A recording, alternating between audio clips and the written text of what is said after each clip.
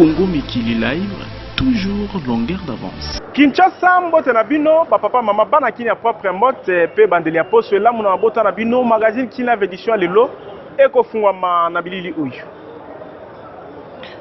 Nanzela ya point de presse nde gouvernement ekolo Congo démocratique nanzela ya molobeli na ye Lambert Mende Omalanga bamatisi mungongo pona kosenga ba explication na likambo etali bokutani ya président ya Rwanda Kagame ya Angola Joao pe ya France Macron wapi balobelaki likambo ekolo Congo démocratique pona gouvernement ya RDC motote to ekolote ekoki koloba na kombo ya RDC kozanga yango moko.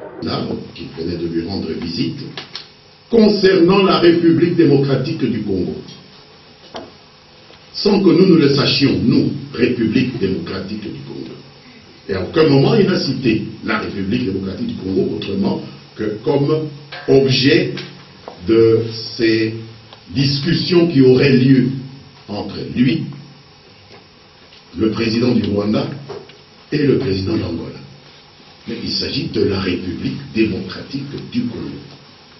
Pays souverain comme la France, comme le Rwanda, comme la République d'Angola.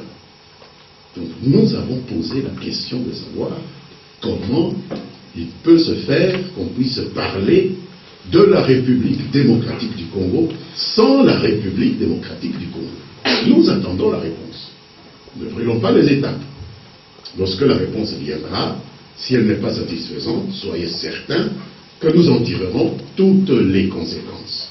Donc nous ne sommes pas fâchés, nous avons posé une question et vous avez le droit de savoir que cette question nous l'avons posée en fonction de l'expérience que nous avons vécue. Parce qu'on a pris l'habitude de s'occuper de nous à notre insu, de vouloir faire notre bonheur sans nous. Et ça ne peut pas continuer. Parce que nous avons vécu cela depuis des dizaines d'années et ça ne nous a jamais porté bonheur. Et nous voulons donc préserver nos intérêts. Personne n'a le droit de parler de nous sans nous. Personne n'a le droit d'envisager des solutions aux problèmes qui sont les nôtres sans nous. Nous sommes les premiers concernés et nous sommes même les seuls concernés. On peut nous aider, on peut nous accompagner à résoudre les problèmes ou à appliquer des solutions que nous voulons appliquer à nos problèmes. On ne peut pas décider en notre lieu et place. Et nous avons donc voulu comprendre. Peut-être que nous nous sommes trompés. J'ai dit, plaise à Dieu que nous nous soyons trompés. Nous verrons bien quelle réponse viendra de Paris. Été informé de l'existence d'un projet de réviser la constitution de la République démocratique du Congo. Tout se passe en République démocratique du Congo, conformément à la constitution de la République démocratique du Congo. Alors vous dites que la majorité présidentielle pourrait être tentée de forcer le passage, mais vers où?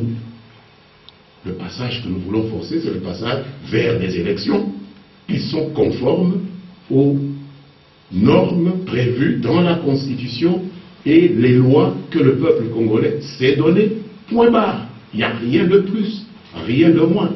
Donc tout le reste n'est que procès d'intention, tout le reste n'est que commentaire complètement hors contexte, parce que le contexte c'est la République démocratique du Congo.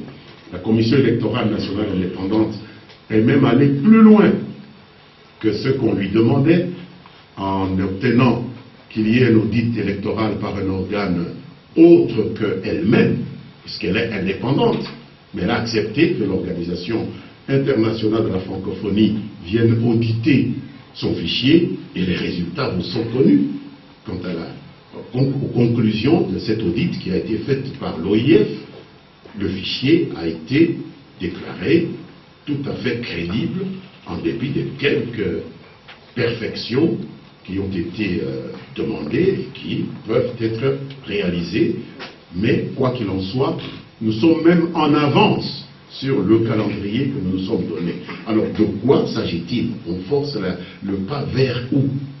C'est à vous à me dire vers où pensez-vous que la majorité irait. Nous nous préparons pour aller aux élections à la date du 23 décembre 2018.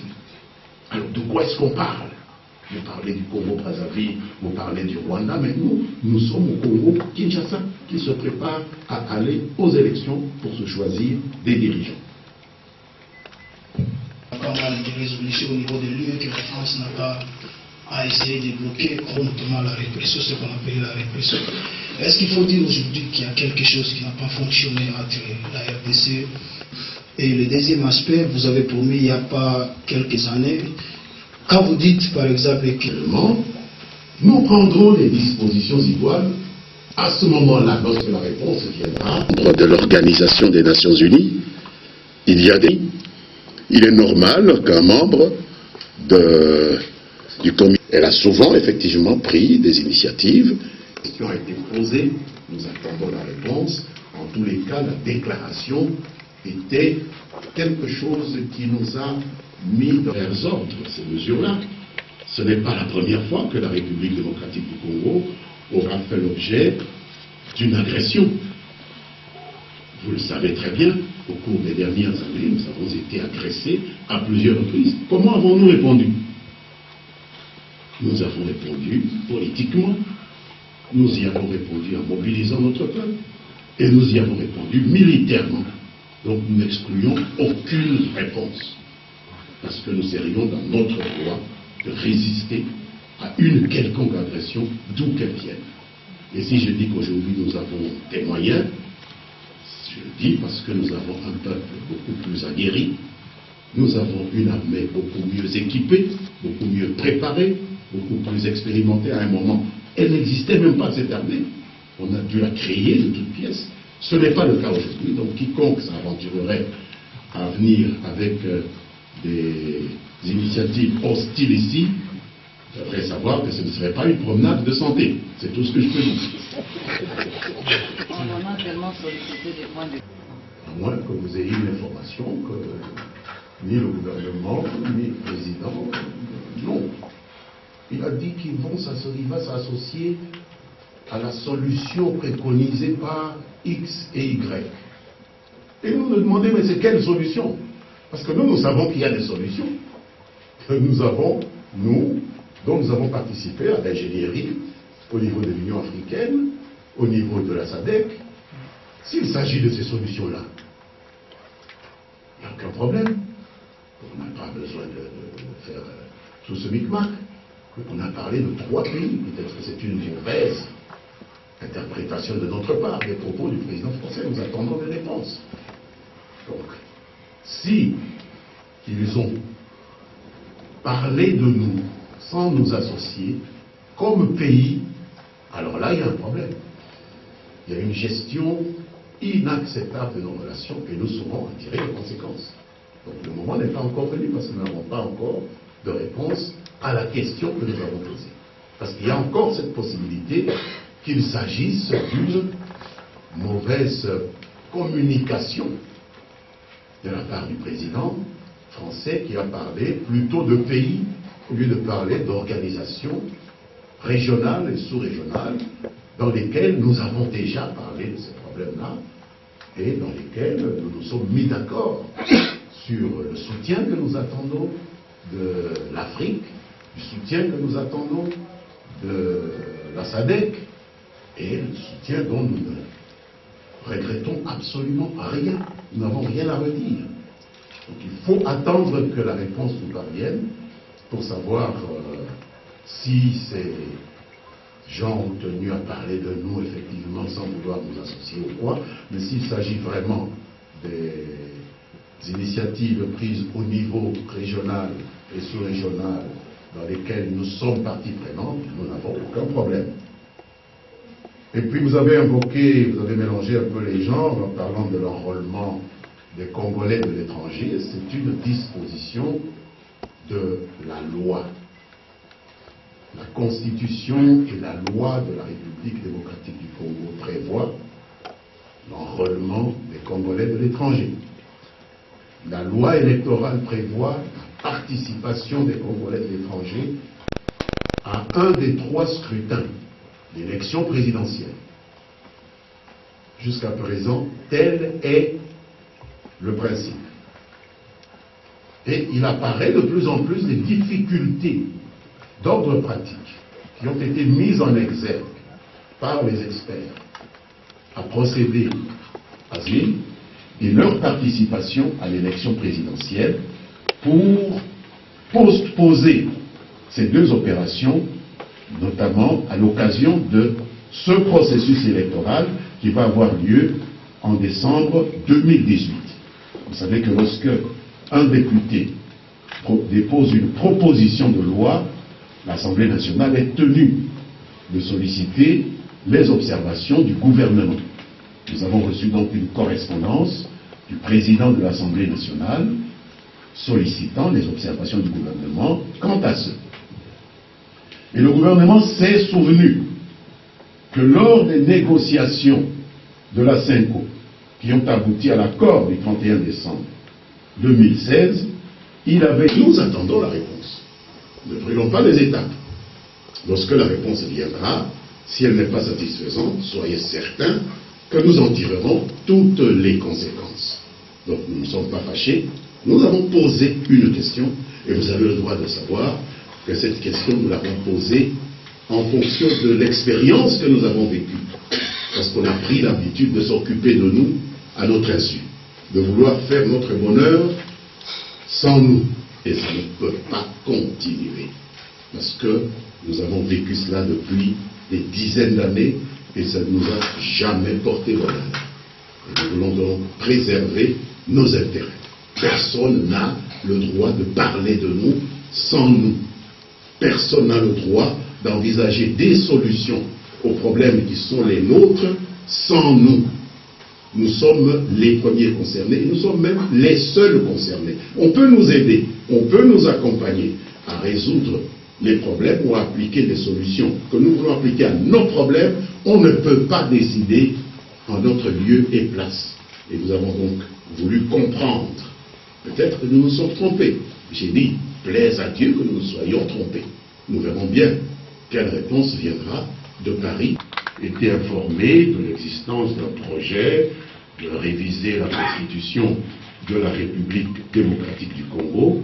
Tout se passe en République démocratique du Congo conformément à la constitution de la République démocratique du Congo. Alors vous dites la majorité présidentielle pourrait être tentée de forcer le passage, mais vers où? Le passage que nous voulons forcer, c'est le passage vers des élections qui sont conformes aux normes prévues dans la Constitution et les lois que le peuple congolais s'est donné. Point barre. Il n'y a rien de plus, rien de moins. Donc tout le reste n'est que procès d'intention, tout le reste n'est que commentaire complètement hors contexte. Parce que le contexte, c'est la République démocratique du Congo. La Commission électorale nationale indépendante est même allée plus loin que ce qu'on lui demandait en obtenant qu'il y ait un audit électoral par un organe autre qu'elle-même, puisqu'elle est indépendante. Mais elle a accepté que l'Organisation internationale de la francophonie vienne auditer son fichier et les résultats vous sont connus.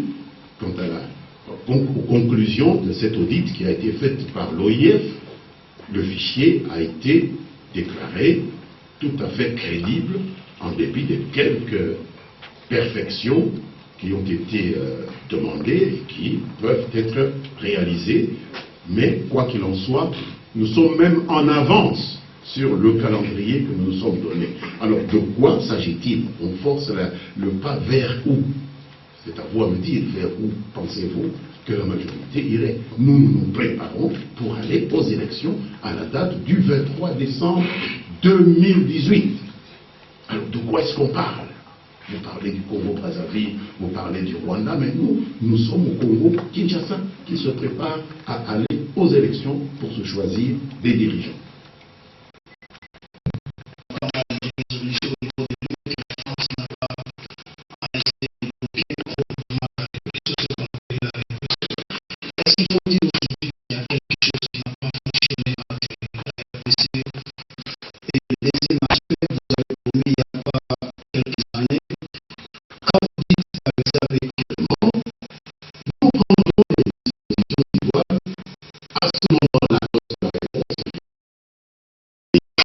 Nations Unies, il est normal qu'un membre du comité, elle a souvent effectivement pris des initiatives qui ont été posées. Nous attendons la réponse. En tous les cas, la déclaration était quelque chose qui nous a mis dans les ordres de ces mesures-là. Ce n'est pas la première fois que la République démocratique du Congo aura fait l'objet d'une agression. Vous le savez très bien, au cours des dernières années, nous avons été agressés à plusieurs reprises. Comment avons-nous répondu?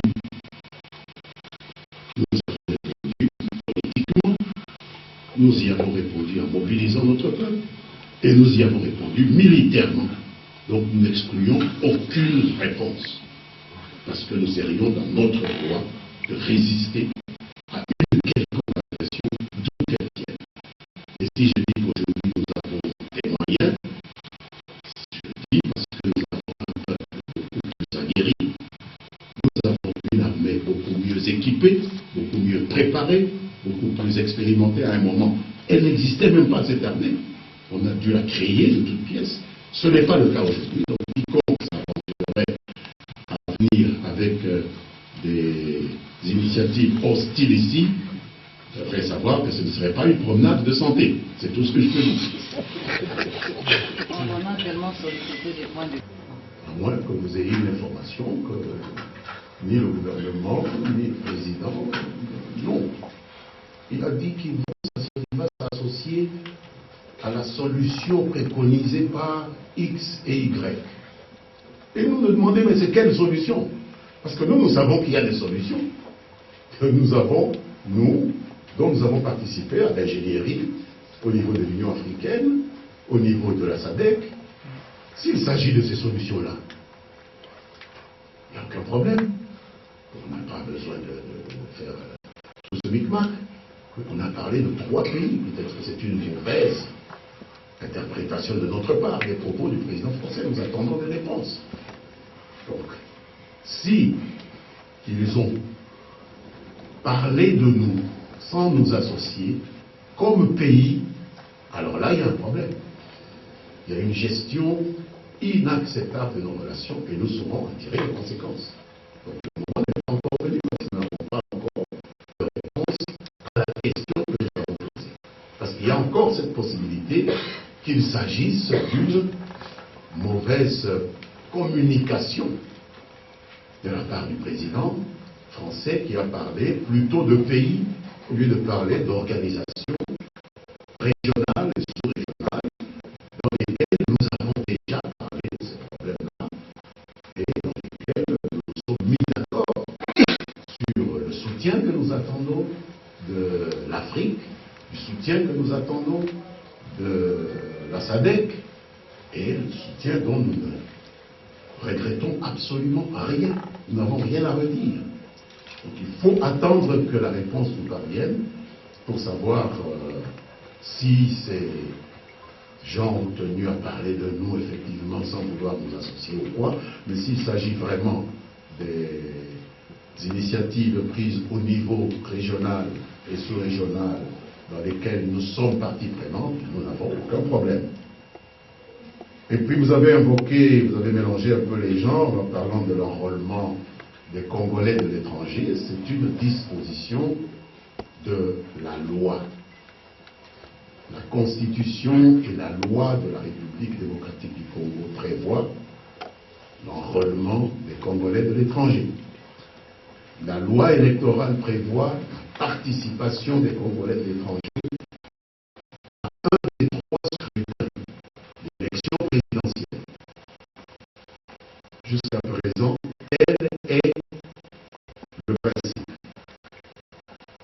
Et il apparaît de plus en plus des difficultés d'ordre pratique qui ont été mises en exergue par les experts à procéder à cela et leur participation à l'élection présidentielle pour postposer ces 2 opérations, notamment à l'occasion de ce processus électoral qui va avoir lieu en décembre 2018. Vous savez que lorsque un député dépose une proposition de loi, l'Assemblée nationale est tenue de solliciter les observations du gouvernement. Nous avons reçu donc une correspondance du président de l'Assemblée nationale sollicitant les observations du gouvernement quant à ce. Et le gouvernement s'est souvenu que lors des négociations de la CENCO, qui ont abouti à l'accord du 31 décembre 2016, il avait été décidé que pour toutes les matières du genre, il fallait absolument les résoudre suite à une concertation tripartite. Gouvernement, Commission électorale nationale indépendante, CNSA. Et le gouvernement a dit Congo Mikili Live, toujours longueur d'avance.